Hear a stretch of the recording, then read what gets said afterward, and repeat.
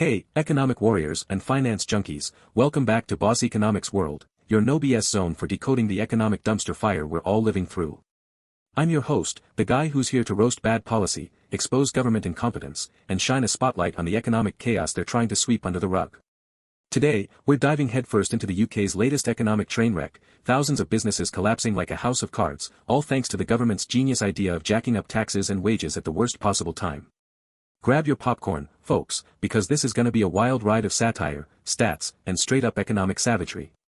Let's set the scene, shall we? Over 3,700 UK businesses filed for insolvency in March 2025 alone, according to the Gazette. That's a jaw-dropping 32% spike compared to last year. And guess what's fueling this corporate carnage? Chancellor Rachel Reeves and her brilliant plan to balance the books by slapping businesses with higher employer national insurance contributions, NICs, and a minimum wage hike, effective April 2025. Oh, and don't forget the cherry on top, a capital gains tax hike on business asset disposal relief, which is pushing solvent business owners to say, screw it, I'm out, before the taxman comes knocking. Now, if you're a regular viewer of Boss Economics World, you know we don't just report the news, we dissect it, mock it, and expose the idiocy behind it.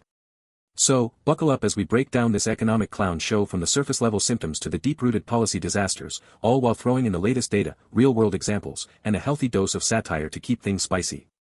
Our audience, hard-working folks obsessed with financial development and sharp finance pros, deserves nothing less than the full, unfiltered truth. First, let's talk about the obvious. Businesses are shutting down faster than you can say, Rachel Reeves' budget. Retail, hospitality, and small to medium enterprises, SMEs, the lifeblood of the UK economy, are getting hit the hardest. Why? Because these sectors operate on razor-thin margins, and the government's latest tax and wage combo punch is like throwing a Molotov cocktail into an already burning building. Heather Powell from Blick Rothenberg sums it up perfectly: the effective increase in the cost to businesses is around 10% to 15%. That's not pocket change, folks, that's the difference between staying afloat and sinking into oblivion. And it's not just the little guys suffering. Big players like J. Sainsbury plc are slashing 3,000 jobs, Tesco is cutting 400, and Morrison's is axing 365 roles. If even the corporate giants are tightening their belts, what hope do SMEs have? But wait, there's more. Simon et al. From EY Parthenon points out that firms are also grappling with ongoing inflation, falling business confidence, and supply chain issues. Oh, and let's not forget the potential impact of new tariffs, which are looming like a dark cloud over the horizon. So, to recap, businesses are getting hammered by higher costs, weaker demand, and a government that seems hell-bent on making their lives harder. Bravo, Rachel Reeves, your plan to bring stability to public finances is working out just fine. Now, let's peel back the layers and get to the juicy part: how the government's mismanagement is the root cause of this mess. You see, folks, this isn't just about a few bad policies, it's about a systemic failure to understand how economies actually work. And here at Boss Economics World, we're not afraid to call it what it is: incompetence on a galactic scale. Let's start with the elephant in the room. Raising employer NICs and the minimum wage right now is like trying to fix a broken leg with a sledgehammer. Sure, public finances are strained, higher borrowing costs and a tax receipt shortfall have left Reeves scrambling to plug a £40 billion hole in the budget, according to the Office for Budget Responsibility, OBR. But here's the thing: when businesses are already reeling from post-COVID recovery, Brexit-related trade disruptions, and a cost-of-living crisis, piling on more costs is a recipe for disaster. Just look at the data. The UK's SME sector, which accounts for 61% of employment and 52% of turnover in the private sector, per the Federation of Small Businesses, 2024, is particularly vulnerable. A recent survey by the British Chambers of Commerce, BCC, found that 56% of SMEs reported cash flow problems in Q1 2025, up from 48% in Q4 2024. And now, Reeves wants to hit them with a 10 to 15% cost increase. It's no wonder insolvencies are surging. Business owners are looking at their balance sheets and saying, why bother? Oh, but it gets worse. Remember that capital gains tax, CGT, hike on business asset disposal relief? Turns out, it's not just hurting struggling businesses, it's pushing perfectly solvent ones to close up shop preemptively. Dan Booth from Leonard Curtis notes that a wave of solvent company owners wound up their companies before the October 2024 budget to dodge the higher levy. In other words, the government's tax grab is so aggressive that even healthy businesses are throwing in the towel. Here's a real-world example to hammer this home. Take the case of a family-owned retail chain in Manchester that shut down in February 2025, despite turning a modest profit. The owner, interviewed by The Guardian, said, with the CGT changes, it made no sense to keep going. I'd rather close now, sell the assets at the lower rate, and walk away than risk everything on a government that doesn't care about us.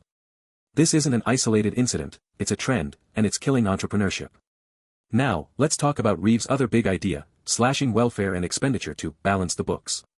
Sounds fiscally responsible, right? Wrong. This is classic austerity thinking, and history shows it's a one-way ticket to economic stagnation.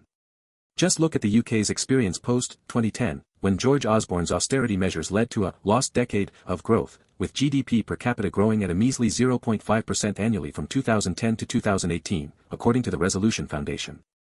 Fast forward to 2025, and we're seeing the same playbook. By trimming welfare, Reeves is reducing consumer spending power, which is already under pressure from inflation, still hovering around 3.5%, per the Bank of England's latest forecasts. Less spending means less revenue for businesses, which means more closures, more job losses, and, wait for it, less tax revenue for the government. It's a vicious cycle, and Reeves is driving the bus straight into the ditch. Here's the kicker, folks, this isn't just about a few bad policies, it's about a government that's fundamentally out of touch with the realities of running a modern economy. The Treasury's response to this crisis? A pathetic soundbite about creating opportunities for businesses to compete and access finance. Oh, really? Tell that to the 3,700 businesses that just went under, or the thousands of workers who are now jobless. And let's not forget the broader context. The UK is still grappling with the fallout from Brexit, which has slashed trade volumes with the EU by 15% since 2016, according to the OBR.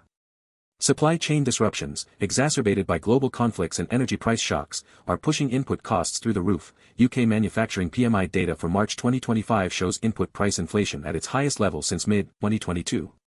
And consumer confidence? It's in the gutter, with the GfK Consumer Confidence Index dropping to -20 in Q1 2025, signaling a bleak outlook for retail spending. So, what does the government do in the face of all this? Hike taxes, raise wages, and cut spending. It's like trying to put out a fire by pouring gasoline on it. And the worst part? They're pretending it's all part of some grand plan to emerge from stagflation.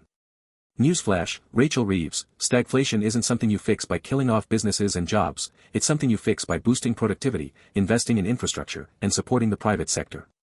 But hey, why bother with actual solutions when you can just blame global headwinds and call it a day? Now, let's have some fun with this, because if we don't laugh, we'll cry. Picture this, Rachel Reeves' Guide to Economic Recovery, coming soon to a bookstore near you. Here's a sneak peek at the chapters. Chapter 1, How to Balance the Budget by Bankrupting Businesses, a step-by-step guide to raising taxes at the worst possible time. Chapter 2, The Art of Austerity, Why Cutting Welfare and Spending is the Perfect Way to Tank Consumer Demand.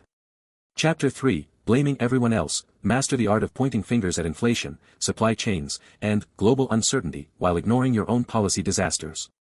Chapter 4, Soundbites over Solutions, Learn how to spout meaningless jargon like, creating opportunities, while businesses collapse around you. And don't miss the bonus section, How to Ignore History, because who needs lessons from the 2010s when you can just repeat the same mistakes? Alright, folks, let's wrap this up with a dose of reality.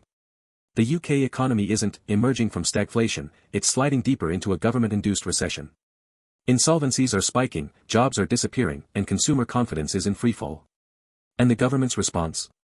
More taxes, more cuts, and more empty promises. So, what can we do about it? First, pressure your MPs to demand a reversal of these toxic policies. Second, support local businesses, shop small, eat local, and keep the SME sector alive. And third, keep watching Boss Economics World, because we're not afraid to call out the nonsense and fight for an economy that works for everyone, not just the bureaucrats in Westminster. Until next time, stay sharp, stay skeptical, and remember, when the government says they're fixing the economy, run for the hills. This is Boss Economics World, signing off.